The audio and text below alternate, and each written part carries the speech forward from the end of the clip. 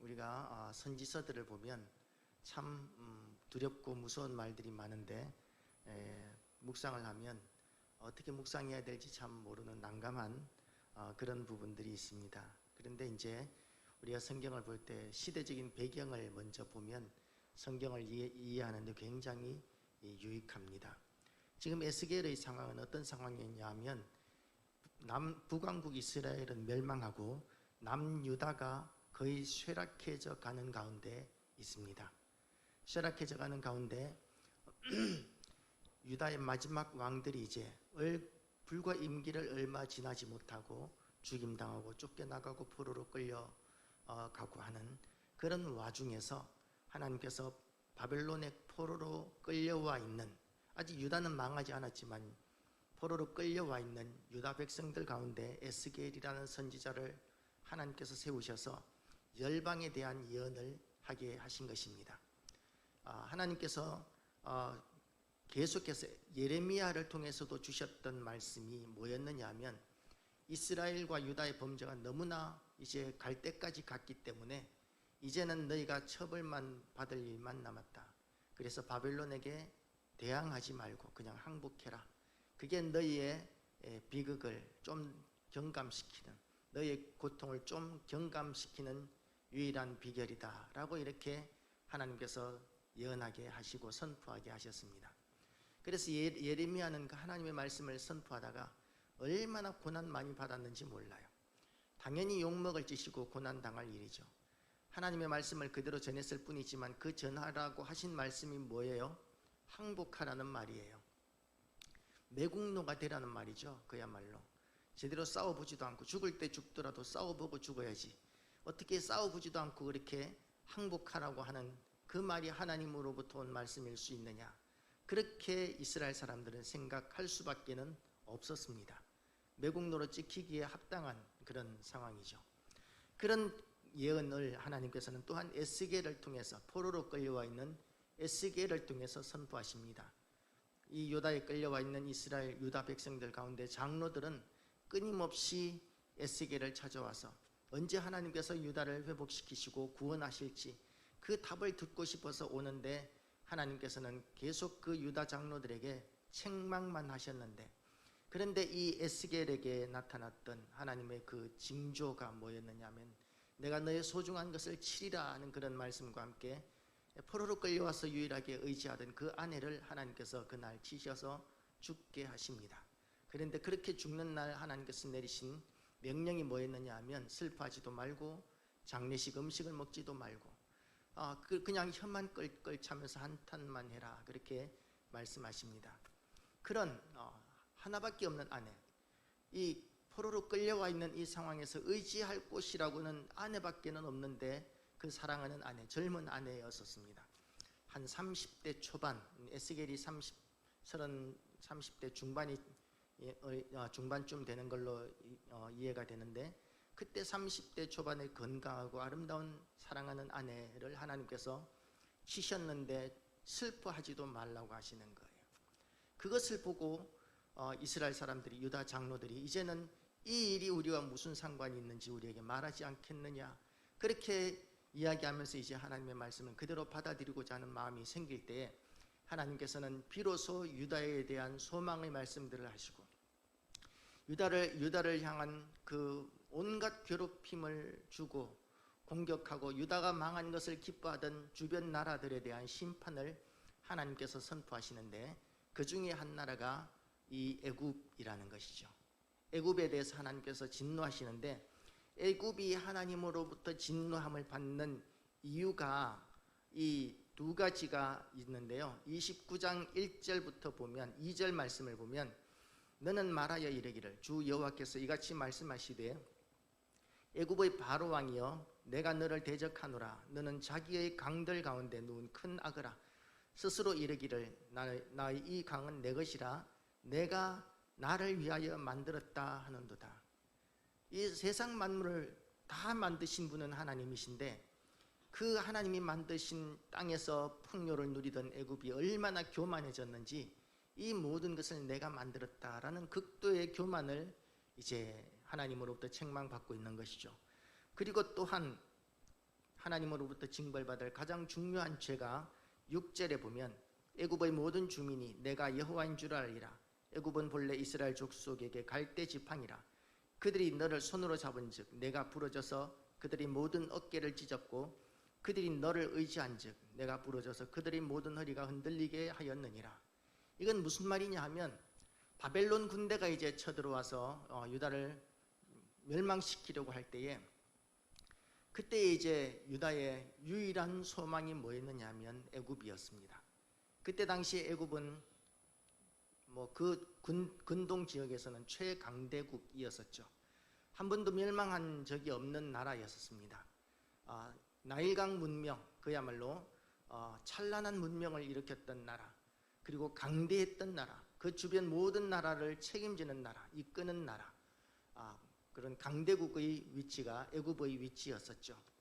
그런데 이제 이 강대국이었던 애굽이 바벨론의 침략을 당하고 있는 유다에게 대해서 계속 애굽만을 섬길 것을 얼르기도 하고 달래기도 하고 그렇게 하면서 강압적으로 이렇게 하기도 하면서 유다가 애굽만을 섬기도록 이렇게 만듭니다.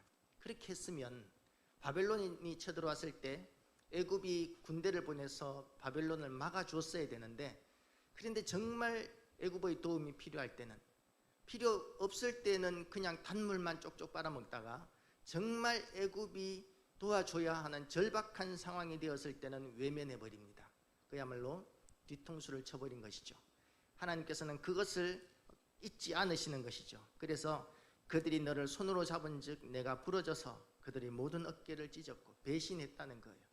의지할 지팡이인 것처럼 해놔놓고는 그들이 오히려 기대치를 전혀 약속했던 것을 지키지 않고 배반을 하고 외면을 해버리고, 그래서 유다가 바벨론에 의해서 비참하게 짓밟히도록 내버려둔 그 죄를 하나님께서는 잊지 않으시고 그것 때문에 하나님께서는 이 애굽을 치겠다라고 말씀하고 계시는 것입니다. 물론 유다의 잘못도 있습니다. 세상이 이렇게 혼란스럽고 바벨론이 강성하게 일어나고 그리고 바벨론이 이 세상을 다 정복해 나가는 이유가 뭐냐 하면 유다의 또한 이스라엘과 유다의 그 죄악 때문에 하나님께서 세상을 심판하고 계시는 것인데, 그러면 먼저 해야 될 것이 뭐냐 하면 회개하는 것이어야 했습니다. 하나님께 돌아오는 것이어야 했습니다. 그런데 자꾸만 세상을 의지하고 힘의 균형을 의지하고 그러면서 그들이 하나님의 은혜를 외면하고 자꾸만 세속적인 방법, 인간적인 방법으로만 문제를 헤쳐나가려고 할 때에 죄에서 떠날 필요가 없는 거죠. 강대한 애굽이 있으니까 죄에서 떠날 필요가 없고 그냥 애굽 편에만 잘 서 있으면 될 거라고 이렇게 생각을 했던 것입니다. 그렇지만 그렇게 세상을 의지하고 사람을 의지한 그것은 정말 절대적으로 필요할 때에 우리에게 도움이 되지 않습니다. 이스라엘에게 유다에게 전혀 도움이 되지 않을 수 있다는 것이죠. 그래서 우리가 환난을 만날 때 우리가 무슨 방법으로 해결할 것인가를 찾기 이전에 이런 환난과 고난이 우리에게 왜 왔는지에 대해서 생각하고 우리가 하나님 앞에 돌아가야 합니다. 성도의 삶은 하나님 손안에 있습니다. 우리에게 있는 모든 고난들은, 우리에게 일어나는 모든 일들은 하나님의 손 안에서 일어나는 일이고 허락하신 가운데서 일어나는 일입니다. 목적이 있으신 일입니다. 목적이 있으셔서 우리에게 고난을 주시고 시험을 주시고 때로는 우리가 영적인 전투를 하게 하시고, 이런 하나님은 아무런 이유 없이 우리의 삶을 살게 하지 않으십니다. 우리의 모든 삶을 통해서 하나님께서는 영광 받기를 원하시고 하나님 앞에 돌아오게 하기를 원하시고 인도하기를 원하십니다.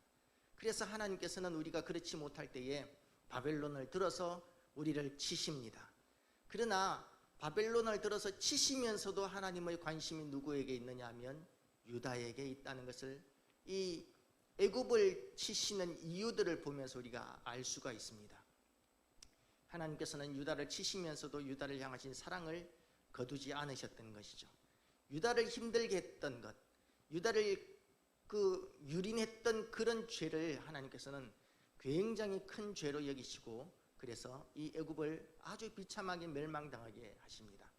바벨론과의 싸움에서 애굽이 이길 만한 그런 권세를 가지고 있었는데, 군대와 세력을 가지고 있었는데 하나님께서는 애굽이 사정없이 바벨론에게 짓밟히게 하시고 무너지게 하시고 멸망하게 하셨는데, 그 이유가 하나님의 백성들인 유다 백성들을 그렇게 괴롭혔던 거기에 대한 하나님의 진노가 있었기 때문이다라는 것이죠. 교회를 향하신 하나님의 뜻을 우리가 깨닫게 되시기를 주님의 이름으로 축복합니다. 교회가 비록 우리가 온전히 서지 못한 모습들을 우리가 굉장히 많이 인정할 수밖에 없습니다. 우리 어릴 땐 주일 성수 얼마나 중요했었습니까? 우리 어릴 때 정말 주일 성수 중요한 일이었고 생명을 걸어야 되는 일인 줄 알았습니다. 우리 부모님 세대들의 신앙은 정말 대단했었어요. 그를 모르는 분들도 많았지만 우리의 신앙과 비교도 되지 않을 만큼 목숨을 걸고 그렇게 헌신하고 믿고 섬기던 그런 시대가 있었습니다. 그런데 우리 시대는 어떠냐 하면 시간 나면 교회 오고 조금만 어떤 이유가 있으면 안 나와도 되고 그것을 별 문제로 여기지 않는 시대까지 되어버렸던 것이죠. 만약에 어머니 세대, 우리 어머니 아버지 세대에서 이 코로나 사태가 터졌다면 어떤 현상이 생겼을까요? 조금 미련하긴 하겠지만 교회 가서 죽겠다는 사람들로 여기를 가득 채웠을 것으로 생각이 됩니다. 우리는 두려움에 자꾸만 이 자리를 피하고 방송으로 보고 그러면서 별로 위험하지 않은 것 같은데도 불구하고 그냥 편안하게 집에서 유튜브 보는 게 편하니까 거기에 길들여지기도 합니다. 그런데 우리의 신앙은 하나님께서 어떻게 보실까요? 우리 부모님의 세대에 비해서 우리의 신앙을 더 기뻐하시겠습니까? 하나님 앞에 우리는 부끄러운 것이 너무 많습니다. 그것 때문에 하나님께서 코로나를 주셨는 것 같습니다. 제 생각에. 이거는 성경에 나온 얘기가 아니고요, 제 생각이라는 걸 전제합니다. 제 생각에는 그래요. 질병은 하나님의 그 심판의 도구로 흔히 쓰시는 방법입니다.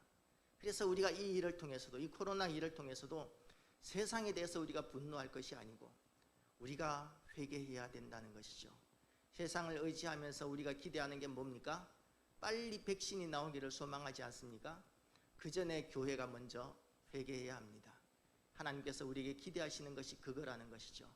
백신을 빨리 만들어내는 것이 하나님의 뜻이 아니고 교회가 하나님 앞에 회개하고 성도들이 하나님 앞에 회개하고 정말 하나님만 바라보게 될 때 하나님께서는 이 땅을 향한 진노를 거두시고 우리를 통해서 이 땅에 복을 내리기도 하시는 하나님이십니다.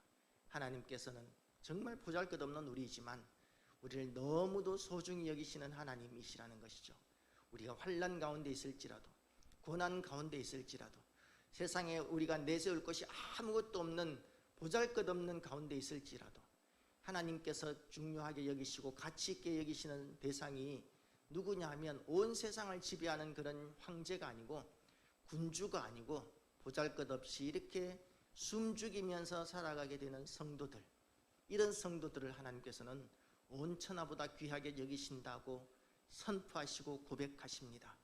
그래서 우리가 고난을 겪는 것도 결코 하나님의 손에서 벗어나는 것이 아니라 우리를 향하신 하나님의 선하신 뜻이 있기 때문에 고난을 허락하신 것이고, 그래서 우리의 죄악으로 말미암아 바벨론을 일으키시고 애굽을 일으키셨지만 결국 그 모든 것들을 하나님께서는 잘했다, 유다를 쳤으니까 참 잘했다, 유다가 벌받을 짓을 했는데 너희가 내 속 시원하게 해줘서 고맙다가 아니라 그들이 정말 유다에 대해서 자비 없이 사랑 없이 행한 모든 것들에 대해서 하나님의 도구로 쓰임은 받았지만 그 하나님의 진노가 그들에게 더 심각하게 임하는 것을 오늘 본문을 통해서도 우리가 발견하게 됩니다. 애굽을 향한 진노가 얼마나 대단한지 11절 말씀을 보면 이렇게 되어 있어요. 그가 여러 나라 가운데 강포한 자기 군대를 거느리고 와서 그 땅을 멸망시킬 때에, 그가 누구냐면 바벨론 군대입니다. 그가 그 땅을 멸망시킬 때에 칼을 빼어 애굽을 쳐서 죽임당한 자로 땅에 가득하게 하리라. 죽임당한 자로 가득하게 하리라. 애굽, 그 강대한 나라, 그 아름다운 나라가 지옥과 같은 그런 나라가 될 것이라고 선포하십니다.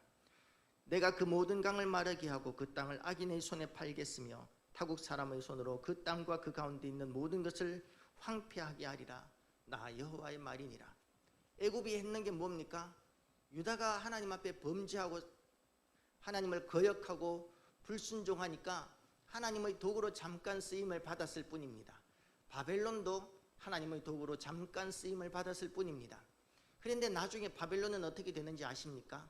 그 강대한 제국 바벨론, 절대로 망할 수 없을 것 같은 그 바벨론도 바벨론 성이 이 페르시아 군대에 의해서 멸망할 때에 그 큰 성이 너무나 많은 사람들이 죽어서 지금도 땅에서 독이 올라온다고 그래요. 땅에서 독이 올라와서 식물이 자라지 못하는 성이 바벨론 성이라고 이렇게 이야기를 합니다. 황폐한 땅이 되어버렸던 것이죠. 그때 아무리 중동 지방이라고 해도 도성이 생기는 곳은 그래도 땅이 기름진 곳에 그 당시에 도성이 생겼을 텐데, 그런데 얼마나 하나님의 진노 아래에 있었던지 바벨론 성조차도, 지금은 애굽도 무너뜨리고 유다도 무너뜨리는 강대한 나라이지만 멸망하고 나니까 그 강대한 바벨론 성이 지금 풀도 제대로 자라지 않는 땅으로 하나님께서 저주를 하셨습니다. 유다에 대해서 하나님께서 유다에 대해서 진노를 내리셨지만 그 도구로 쓰임받는 바벨론을 하나님께서 그렇게 처리하셨던 것이죠. 교회가 하나님의 진노 아래에 있으면 온 세상이 하나님의 진노 아래에 들어가게 됩니다. 우리를 향하신 하나님의 사랑을 우리가 생각할 때마다 우리는 더욱더 하나님 앞에 돌아가야 합니다. 하나님은 자기 아들 독생자 예수 그리스도를 죽이시면서까지 우리를 구원하시려고 그렇게 발부둥을 치셨습니다. 하나님은 발부둥을 치실 이유가 전혀 없으신데 그냥 한마디면 죄 지은 모든 인간들 한 방에 다 쓸어버리실 수도 있으실 텐데 그렇게 하지 않으시고, 죄 지었다고 해서 심판 먼저 하시는 것이 아니라 우리를 구원하시기 위해서, 돌아오게 하시기 위해서 하나님께서는 독생자를 죽이시면서까지 우리에게 구원을 내시고 그렇게 발부둥을 치고 계셨던 것입니다. 우리를 향한 사랑 때문입니다. 우리는 그렇게 소중한 사람들입니다. 우리는 그렇게 하나님의 큰 은혜를 입은 사람들입니다. 이제 우리가 그 사랑하시는 하나님 앞에 우리가 하나님이 아니라 자꾸만 세상을 바라보고 애굽을 바라보고 애굽의 줄을 대고 그렇게 했던 우리의 삶을 우리가 돌이키게 되면 참 좋겠습니다. 하나님의 은혜가 있으면 애굽 같은 나라 없어도, 미국 같은 나라 없어도, 중국 같은 나라 없어도 하나님께서는 우리를 강대하게 하시고 얼마든지 잘 되게 하시고 안전하게 지키시는 하나님이 되어 주실 것입니다. 그러나 우리가 하나님을 떠나게 되면 미국도 우리를 삼키려고 드는 나라가 될 것이고, 중국도 우리를 멸망시키려고 드는 나라가 될 것이고, 일본도 다시 우리나라에 침을 흘리는 그런 일들이 얼마든지 이루어질 수 있다는 것이죠. 우리가 하나님께로 돌아가야 합니다. 안 믿는 사람들이 어떻게 하나님 앞에 돌아가겠습니까? 믿는 우리가 하나님께 줄을 대야 합니다. 세상 누구에게 줄을 대느냐, 이게 외교지 않습니까? 미국에 줄을 댈 것이냐, 중국에 줄을 댈 것이냐, 이거 가지고 이제 외교 정책에 많은 갈등들이 있는데 그거 중요하지 않습니다. 우리가 하나님 편에 서는 것, 믿지 않는 위정자들이 아니라 예수 믿는 우리가 정말 제대로 믿는 하나님의 백성들이 될 때 하나님께서는 기뻐하고 기뻐하시면서 우리에게 복을 내리시고 지키고 보호해 주시는 것이 성경이 일관되게 기록하고 있는 하나님의 마음이라는 것이죠. 우리를 그렇게 사랑하시는 하나님께 이 시간 우리가 회개하고 정말 우리가 온전히 다시 세워지게 되기를 바랍니다. 우리 찬양팀 나와서 찬송가 한장하겠습니다.